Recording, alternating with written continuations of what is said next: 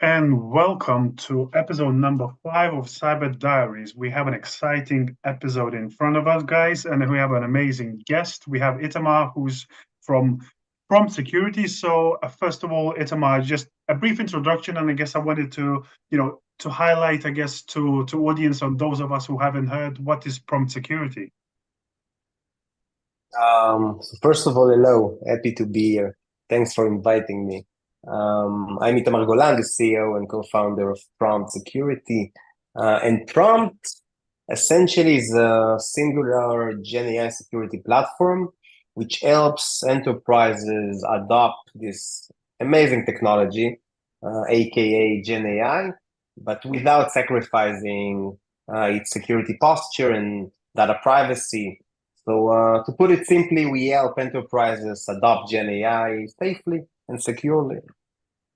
Yeah, it sort of feels like I think we are coming to a place where we almost in Gen AI sort of arms race. Everyone's rushing to implement AI.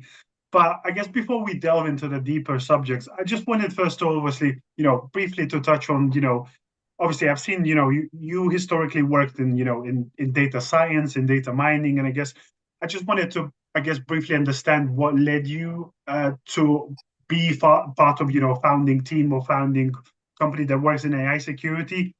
How did that idea come about? Cool. So I'm playing with AI. Back then, we called it data mining or data science or statistics. Since I remember myself, since high school, so more than 15 years. Um, in the When I was 18, I went to the army, like all of the Israelis. It's mandatory, and I've been playing with data science and cybersecurity. And since then, basically, I'm in the intersection between data and cybersecurity. So the idea of building a security platform for a Gen AI technology is not that new for me. Um, by the way, I did my thesis in LLMs like 10 years ago, way before it was cool. So it's amazing to see them thriving today and disrupting our world. But most of my career, as I said, was in cybersecurity companies. I was in Checkpoint. I built their AI detection engine, and most recently in Orca Security, the cloud security company. I led their the data department. So most of my career, I was building data science or machine learning based systems for cybersecurity companies. And now I flipped the coin and I'm doing security for AI. To speak frankly, I wanted to be entrepreneur since I remember myself. I'm an extreme persona. I like the adrenaline, the crazy hours, the aggressiveness of this world. It's fascinating for me. So I always wanted to touch that experience. And what is more suited than your most, let's say, biggest passions, which are security and AI. So already 4 years ago, I wanted to build my AI security company, but the market back then wasn't mature enough. Not enough company already implemented machine learning systems, heavily adopted in production, and on top of it, already aware to the security threats of machine learning in production. So I've decided to wait, carefully on the sidelines. And the moment I've understood that LLMs are becoming a commodity, it was around 18 months ago, something like that. Both me and Lior, my co-founder, we were playing with LLMs in Orca. We were building what would be the first co-pilot component in a security platform. And then we saw two main things. First of all, the potential. We understood that this is damn big. This is not like crypto, Web3. This is not a temporary hype. This is going to change the world. We delivered features we could not even imagine before. But having, developing it, we saw many backdoors and new attack vectors that we are creating through the development. And from that moment onwards, especially after ChatGPT, the web application as revealed and adopted in a pace we've never seen before, I knew that this is the time. If AI is becoming so adopted and such a commodity for any enterprise, they would need to secure it. And that's what we are doing today. Yeah, I think it's a brilliant point. I think it's AI is becoming such a big commodity and everyone's racing towards it that I think sometimes questions such as security is very important to understand and try and answer.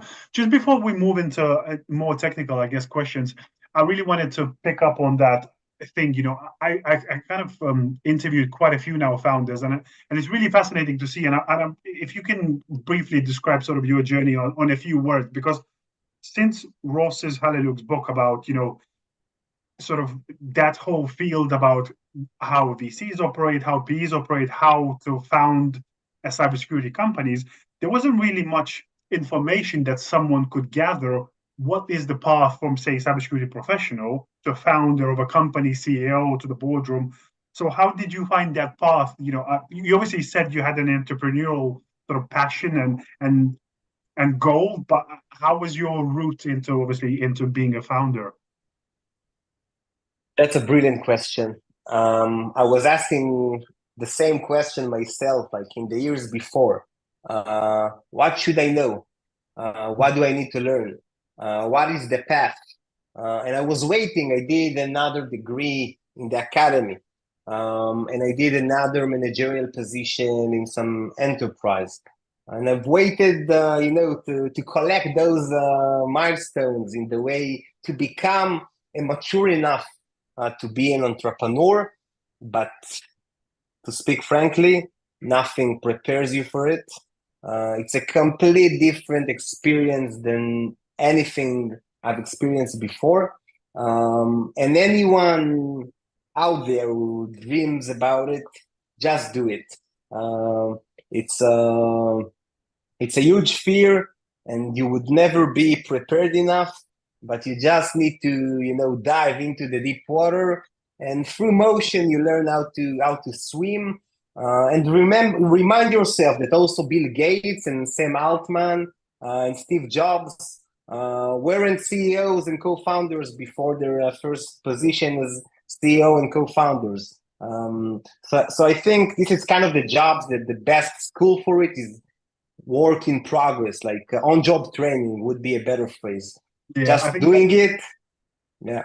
Yeah, I think it's a great point. I was reading a book yesterday, and it perfectly summarized.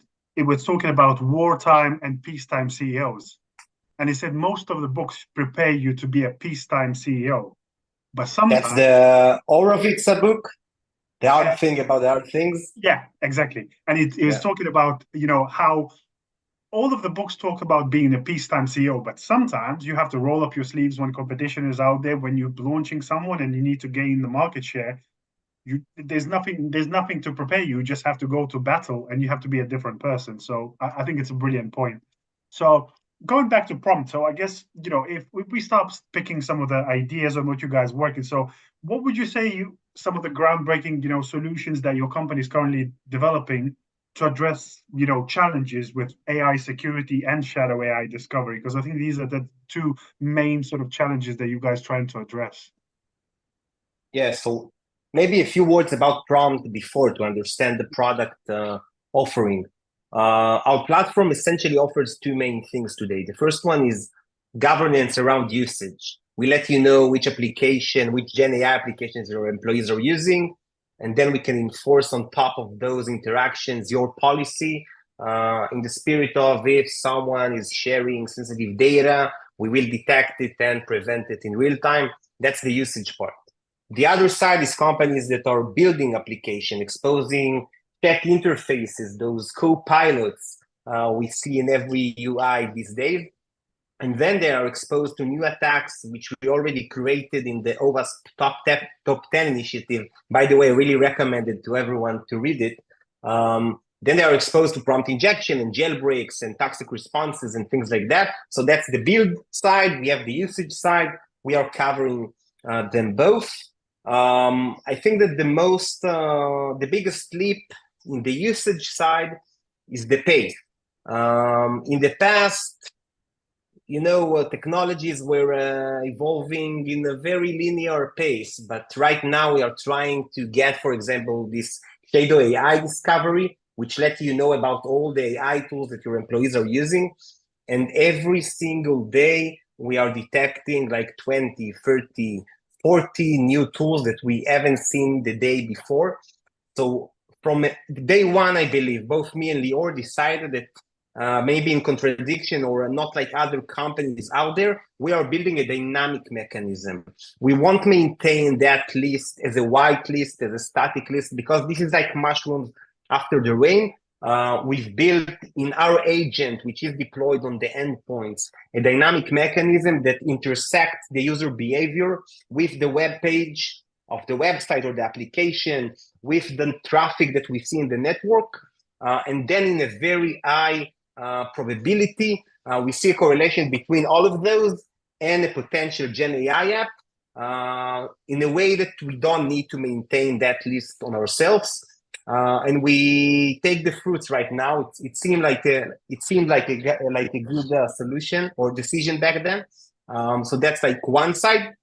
The other side, in the build part, the main threat as I see it today is prompt injection. I think we would witness in the next years some very nasty attacks using prompt injection on an enterprise GenAI application that would lead to SQL injection or remote code execution or privilege escalation.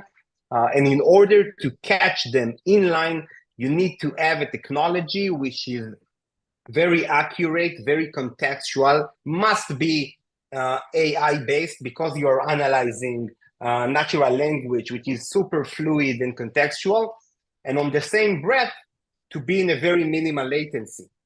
And business-wise, you also need to run it in a minimal cost per inference. I call it the magic triangle. I need to do it in the minimal cost, latency, and in the highest accuracy that I can. So in order to do so, we are building our own proprietary and optimized LLMs that are fine-tuned to catch prompt injection and jailbreaks. And that's a very complex technology to satisfy all of those three KPIs. Yeah. So from what I'm hearing, so assume, because obviously that's where I think now the market is sort of separating, is that there are organizations who develop use cases and use ChatGPT, which is okay if you don't have any proprietary PAI or any type of sensitive data. And then there's organizations obviously splitting that and building their own proprietary own LLM sort of applications, their own ChatGPT deployments, whether it's built on OpenAI or wherever, but which is built essentially in private. But obviously, I assume some organizations are lacking the skills. So obviously, that's where prompt plugs in and essentially allows you to, if you build an application on AI, it allows you to build it, to put prompt in there to secure and potentially prevent, as you say, jailbreaks, injection attacks, and things like that. Yeah, right. 100%. I think that any company, no matter how mature it is in technology adoption, needs it, because you cannot block ChatGPT. ChatGPT is a concept. It's like Jeep in the automobile world. Today, there are more than 10,000 different GenAI applications built on top of those LLMs, and you cannot replace any one of those with some internal built application. Every app outside would be based on LLM and GenAI, and you would need to acknowledge it and accept it, but with the right guardrails in place. Yeah, and I think I just wanted to touch, so obviously, I think we've previously had the similar conversations. Obviously, there are organizations who, they might write, say, for example, in the policy saying, oh, developers are not allowed to upload the code in ChatGPT. But that's just written on a paper. How do you enforce it is another question. So I guess if you just can expand a bit about, for listeners who might not be familiar about what is shadow AI discovery and how you guys can help with discovering the shadow AI as well as in prevention, because you touched on policy. Yeah. I give you a very cool example. a few weeks ago, I'm getting a call from a CISO, which is one of my buyers, customers, and he's yelling at me, Itamar, you found some application called DeepSeek. It's not a GenAI. I wanted you to monitor ChatGPT and Gemini. Like I was telling him, let me check it. And then we saw that our dynamic mechanism has detected deepseek.com. You're all welcome to browse there. Has detected it as a GenAI tool, and apparently it's a very similar tool to ChatGPT developed by the Chinese government. And one of his employees in an American company has used it with internal data. That's a fact. And that's a very clear and precise example for Shadow AI, because that's a new tool from China. None of the Palo Altos, Zscalers, Netscope of the world using their static mechanism could detect it in a matter of a few days. It's like a 0-day application. Yeah. So in that interval that could reach, I wouldn't say which incumbent, but some of them, it took them more than 2 months to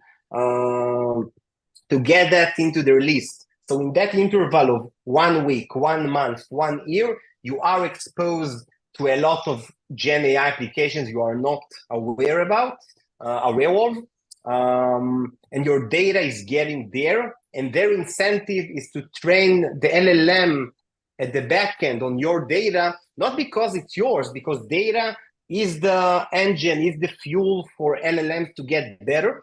And that's why I'm trying to clarify that point, that data leak prevention in the era of Gen AI is much more important, because the probability of your data being leaked to somewhere suspicious is much higher with a Gen AI tool than JSON viewer or Gmail, because of the training phase.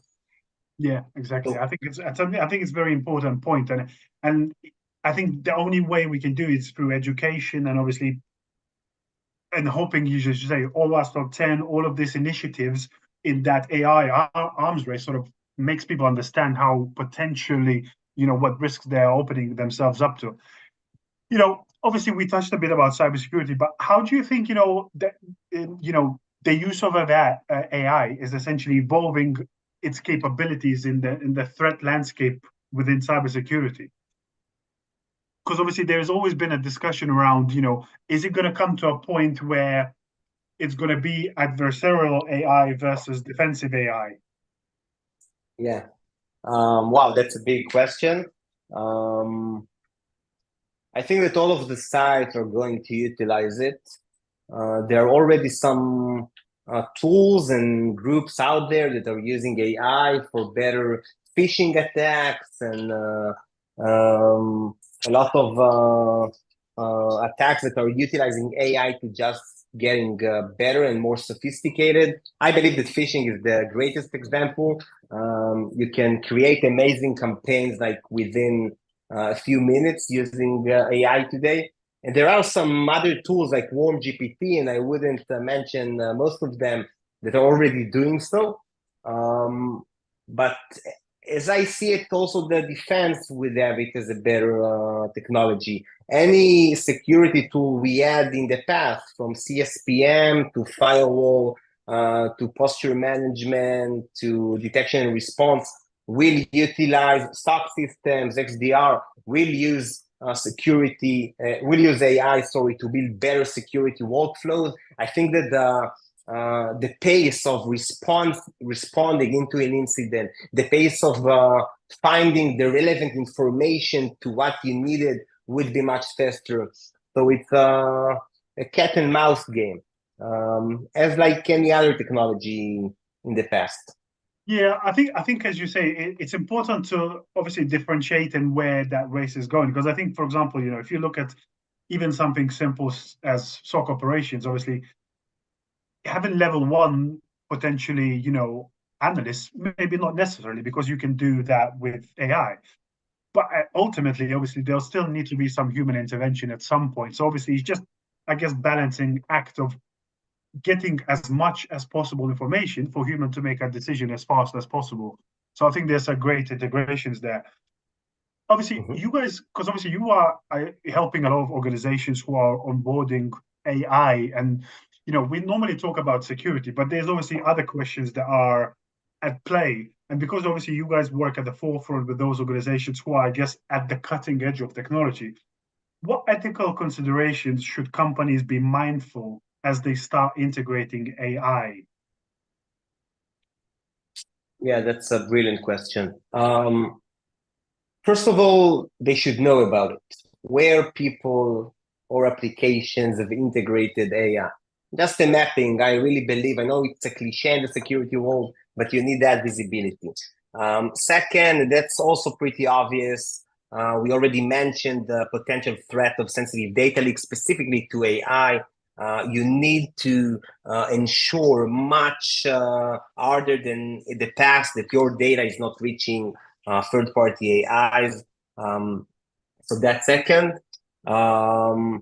And I think, as we already mentioned as well, that if you are putting some chat interface that is accepting natural language from anyone in Chinese, in English, in Hebrew, in French, and the LLM is receiving it at the backend, or the AI is receiving it, and upon those this untrusted, unstructured input decides to do some action, and companies are doing so, it's important to emphasize, a lot of companies, including Fortune 1000 today, are receiving natural language from outside world into the LLMs, and then utilizing it to act with even right permissions on APIs, code execution, databases.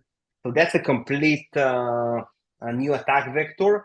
But that's also something pretty obvious that we've mentioned before, the prompt injection part. Maybe the other more, let's say, refreshing ideas to protect from are the fact that there are new threats that are not like completely under the CISO. I don't know if you've seen the Chevrolet example.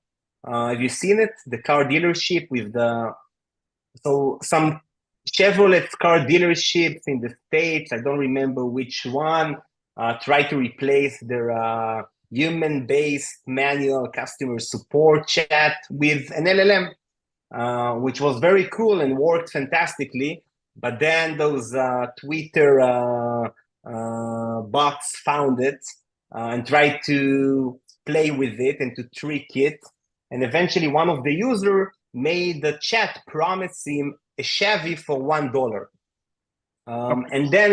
And then the storm has started. Tons of people tried to make it laugh and to swear the end user and to promise things not according to the legal bindings. And it was a complete farce with a lot of embarrassment to the brand. So here GenAI or AI is creating a new threat, brand reputational damage, legal implications, product damage, a lot of things that are not like purely security attack, but overall creating a lot of noise that is not like very positive to the company. And I'm talking with those leaders all the time, and the CISOs are telling me, listen, until recently, all the threats on the organizational infrastructure were under my responsibility. But brand reputational thing, like that Chevrolet example, this is under the marketing. Or those Chevy for $1, this is under the legal department. So as I see it, AI, maybe the biggest threat of AI is making the borderlines between the departments and the responsibility owners much more gray. And that's a very difficult organization to adapt quickly.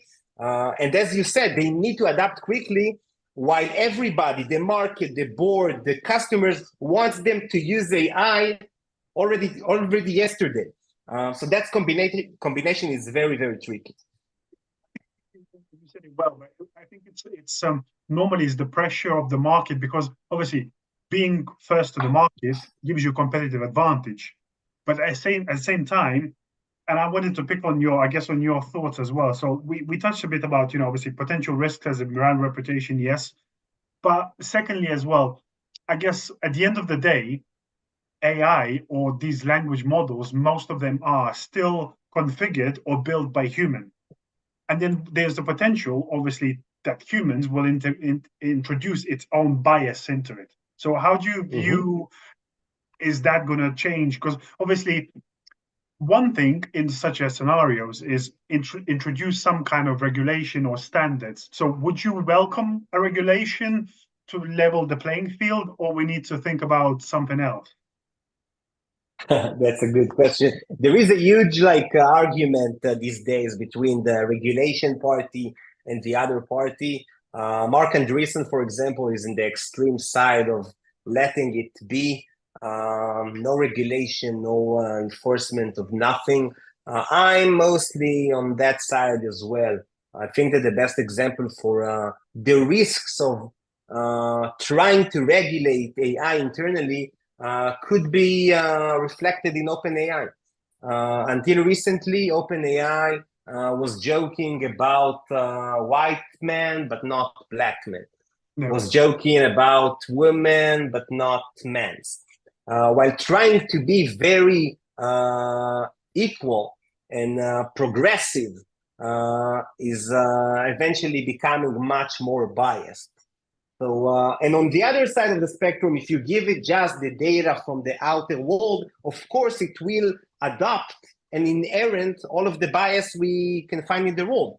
Yeah. So, in my opinion, we cannot try to make the AI much better than the world is being trained on. It's only a reflection of the world we are living in, which is not perfect. We are all trying to make it better. But for a small group of people to let them the power to define what is good and what is not, and then based on their decision and policy to build a giant creature of AI that will impact the entire humanity, this is even more risky, in my opinion. Yeah, because I think that the question is then obviously if you employ regulation, who has the power? Obviously, there's a power of a selected few. But I think it's always that it's interesting conversation because in that conversation, like similar to security, if there's no regulation, that there is loads of organizations who like, we don't need it. If there is no obviously enforcement or there is no punishment, we'll be fine. So it's interesting. I guess I wanted to pick up also because obviously I assume most of the AI adoption is, as you say, we're talking probably cutting edge technology. So probably financial services, some organizations that are very close to the new technology. But how do you feel like AI potentially has a way of helping organizations to bridge the gap, or potentially, how do you see changes happening, for example, in, healthcare, manufacturing? Because healthcare, for example, obviously now I think the way people are talking, compute is becoming a commodity, but compute as in AI and its capabilities have potentially to solve things like, cancer and there's a lot of things that can evolve very fastly. So how do you see that changing in different industries? Yeah, I think that health is a great example. All of us, I believe, expecting the let's say health department of our country to save life, to Yeah. make our life better, to live longer, to be healthier. We are less obsessed, at least in my opinion, about keeping the jobs of any particular doctor. And if any of you or us would now go to an hospital with a very, let's say, risky disease, we would like the best doctor to treat us. And we don't care about its origins and if it's running on water and food or bits and bytes in the computer. And combining it all together, I recently saw many, let's say, evidences that in the area of radiology, for example, AI is better in taking some CT or MRI. It doesn't need to be, fulfilled with food to be after a good night of sleep all the time. It's stable, very objective.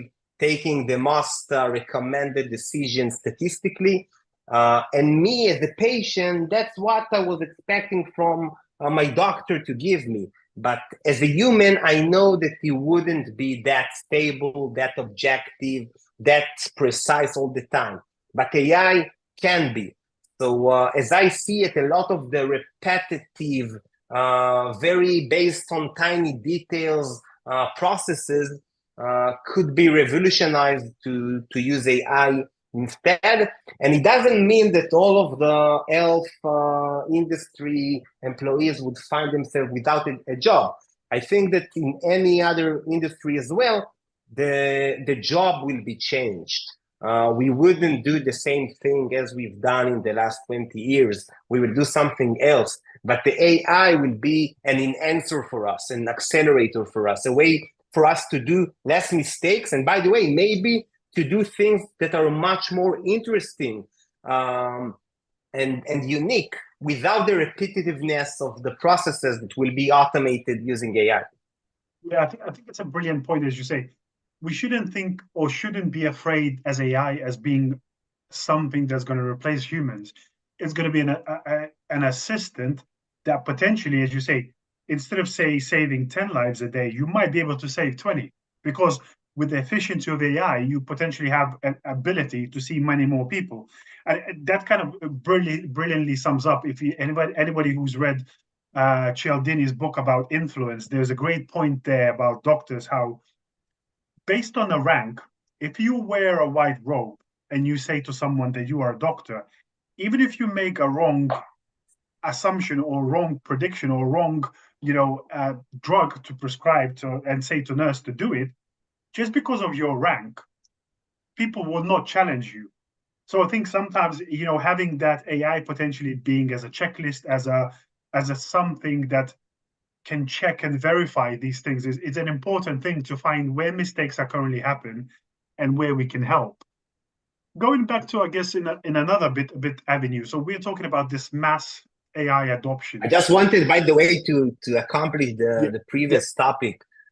Just an example, a very interesting example. In one of our customers, they adopted GitHub Copilot, the code assistant, massively. And we help them to make sure it is safe and nothing secret is being sent outside the organization through GitHub Copilot, etc. That's less the point.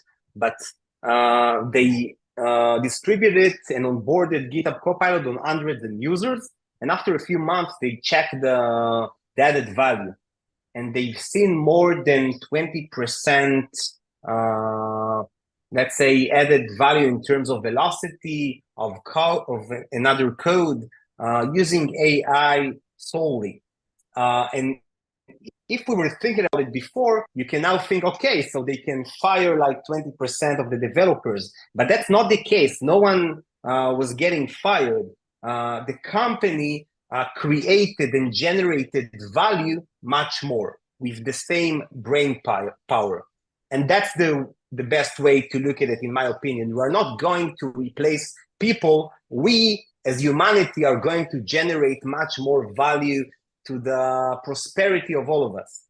Yeah, I think that's a very brilliant point, Itamar. I think sometimes, as you say, people are afraid because they might be replaced, but it's not about being afraid. It's as you say, generating 20% extra value, potentially 20% more code, which can lead to new products, new revenue streams, and new benefits for the company, which could potentially even increase your value and your monetary rewards because you are creating more with better tools.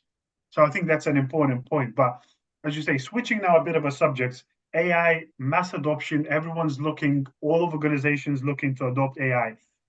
If I'm a cybersecurity professional and I want to be helpful to organizations and learn about AI security or potentially develop AI security skills that could help my organization, what should I do?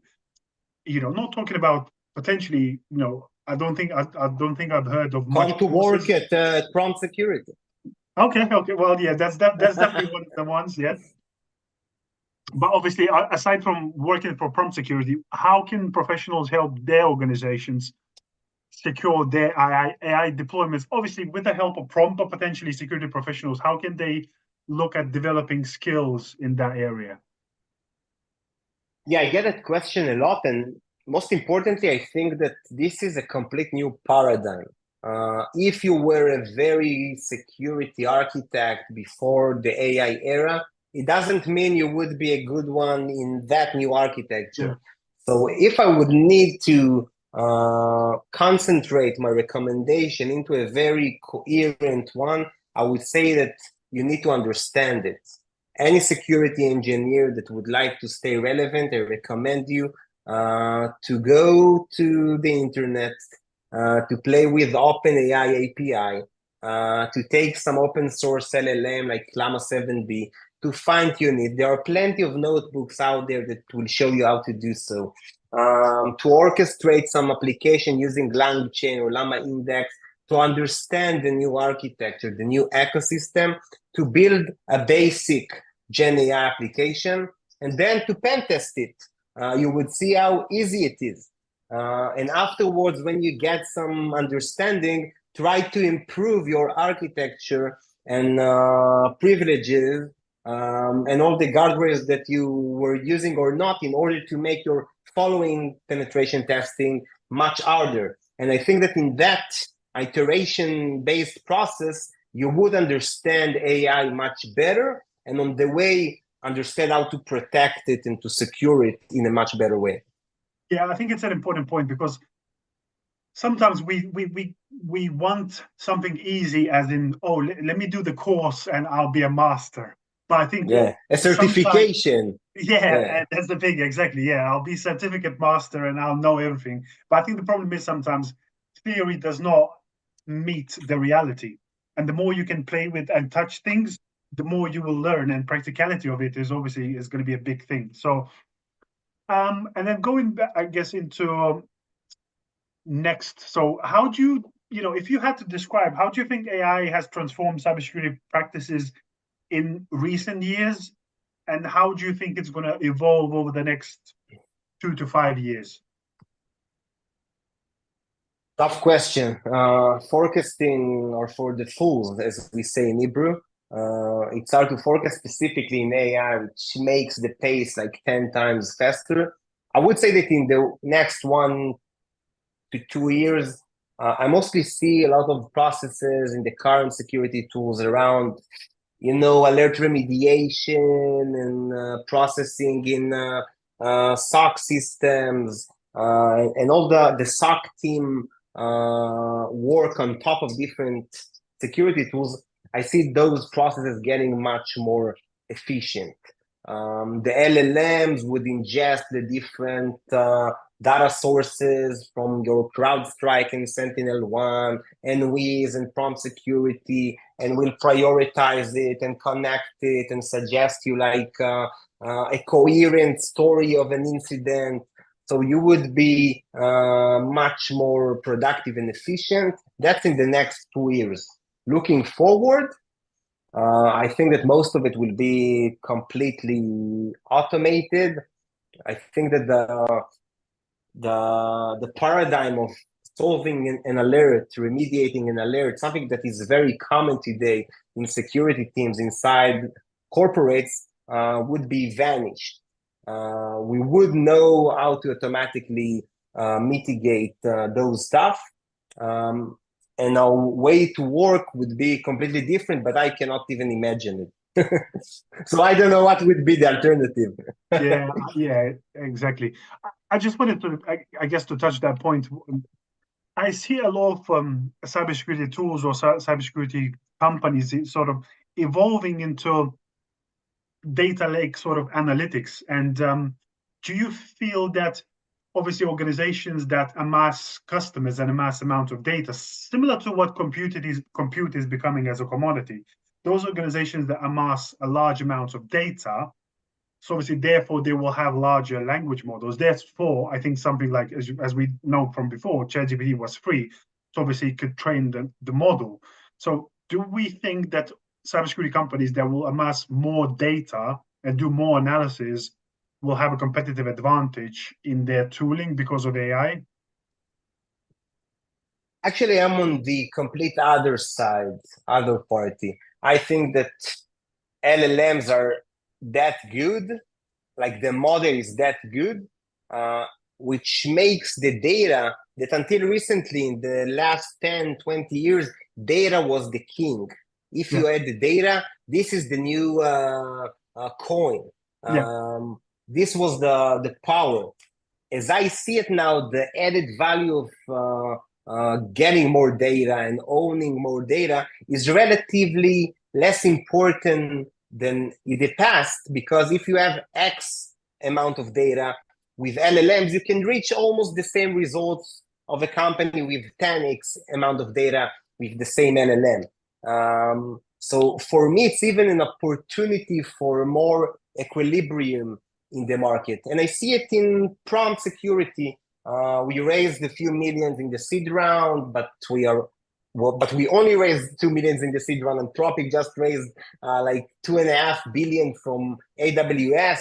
We are only 20 people, but the things and the technology and the achievements that we are achieving using this technology are immense. So in my opinion, it's even an opportunity for less powerful organizations to create much more than at the past. And data is, in my opinion, less relevant as it used to be. Okay, I think it's a great point, because if you say the potential is, then we might see a bit of a leveling of a playing field, and the models are becoming such powerful that we might don't need the masses of data to get to where we need to go. And I guess, to sum it all up, I just wanted, I guess, we talked about a few interesting things, but I wanted to, I guess, let people know and showcase. So obviously, we talked about shadow AI, we talked about AI security. So if organizations or people want to learn more about PROM, or organizations want to potentially start discussions about PROM because they are on a road to building their own AI capability, how can they, get in touch? How they can find out more? Do you have any specific case studies that people could, find? Yeah, of course. I think the easiest way would be to browse to prompt.security.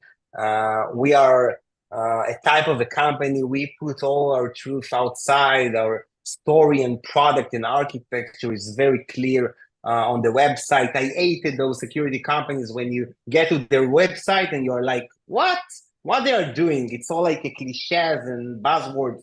So I think that our story is very precise and straightforward. You can read about it in a website, including blogs about customer use cases, etc. But I think the best way is to schedule a demo and to see the actual product. But I would say that I think in a little bit difference from previous eras of technologies, with AI, you better prepare in advance. Not like build your GenAI application. And we have exactly that customer use case. One of our customers was rushed to release his Copilot to external customers. They built something in 3 months. They released this GenAI application with all the PR and chat interface. Everybody was very happy, but then problem arised.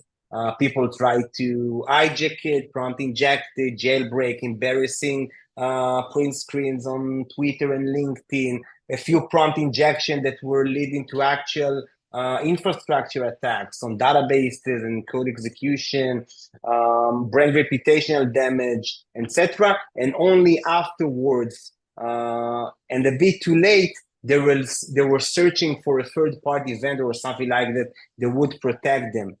So with the pace of AI, I would recommend to get the security mindset in the right timeline, probably or preferably in the design phase, in the development phase, and not like retrospectively, which is a little bit too little, too late.